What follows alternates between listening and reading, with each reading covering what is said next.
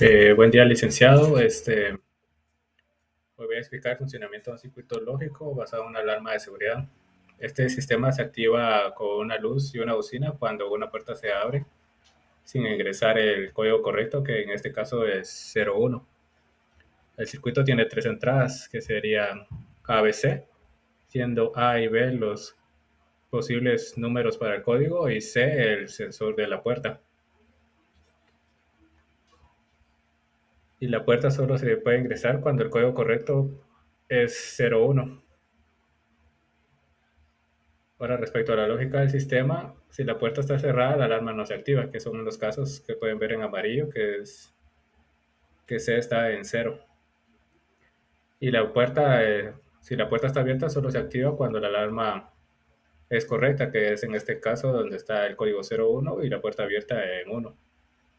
En los demás casos donde esté la puerta abierta, se activará la alarma. Ahora voy a explicar cómo se construyó el circuito paso a paso.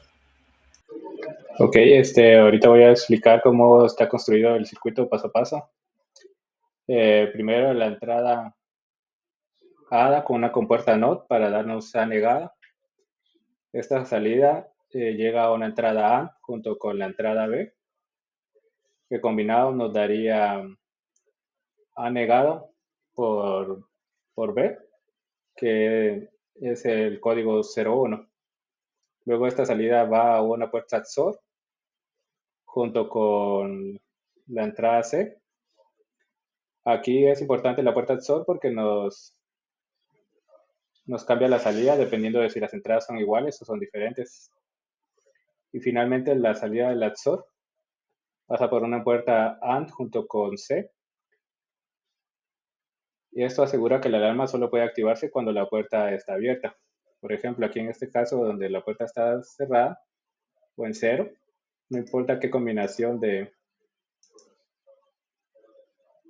A o B ponga, nunca se va a activar la alarma, que es el caso de la puerta cerrada.